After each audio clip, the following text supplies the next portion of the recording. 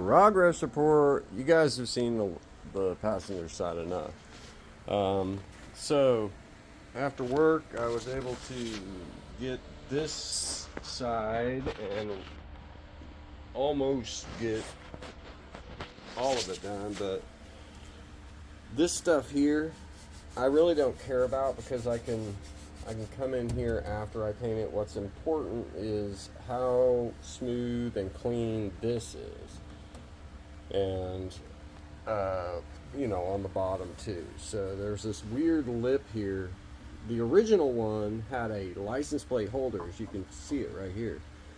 A 5 mile an hour bumper rubber chunk would fit inside there. There was no, and then there was a section for the license plate in 75 right here, and it would extend out, and then in this groove here, it would meet up against the what do you call it, the valance. So the valance is, I guess I bolted it up there, but I need to get longer bolts. I need to do all of them. But this kind of stuff, I can do this winter. This is just dirt, it's not rust, but I needed this piece to support the nose. So we're gonna get this right. There's like a low spot right where my finger is. So little things. That's all that's left, guys. Little things. So all the big stuff is done. I was able to knock out, this fender needs work. The door is practically done, ready for primer.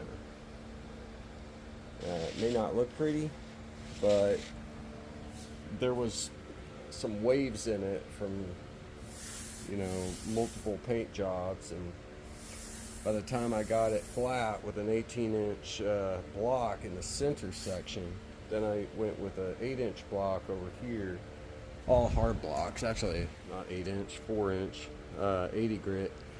Then I went 120, or is it 150 with this guy. It's a little softer, but by the time I got done with the 80, I was feathered out nicely in all the sections. So I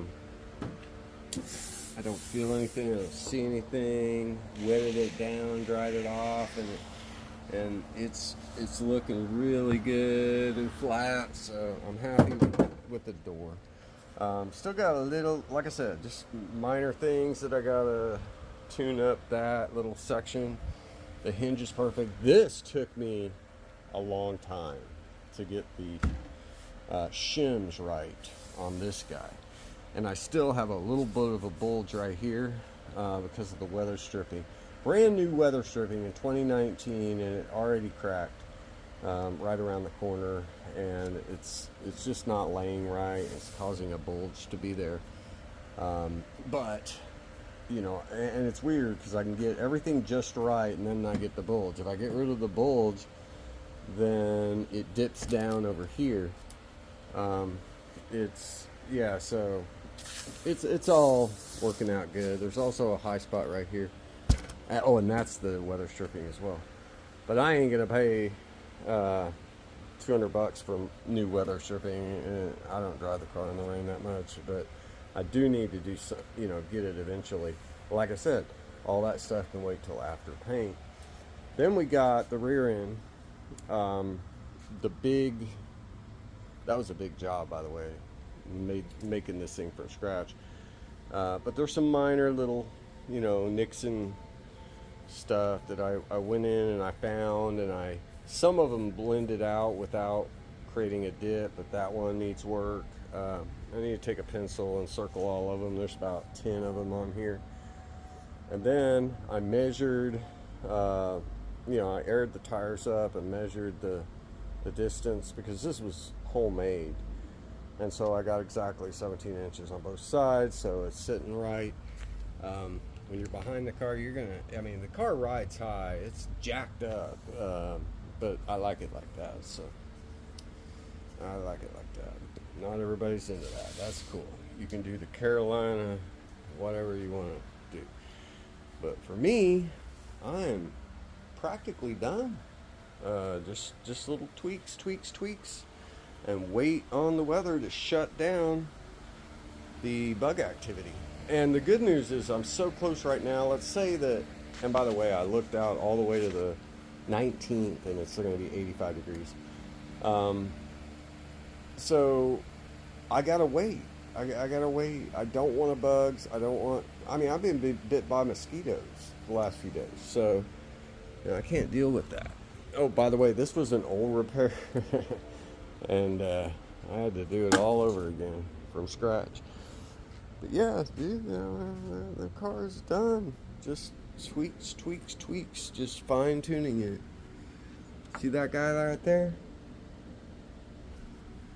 Die, motherfucker. Die. Get out my car. I can't spray right now. I can't spray.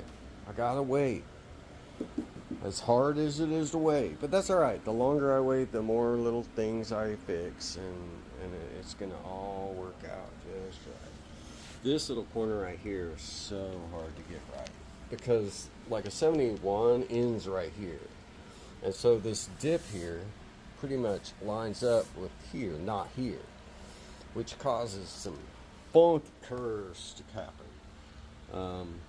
Real funky curves. So what I did was I'm like, okay, where are people going to look at it the most? They're going to look at it from this side or this side.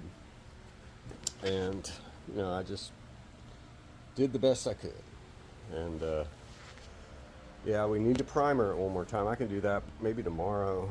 But first I want to get all these little guys right, like that one right there. That one right there is one.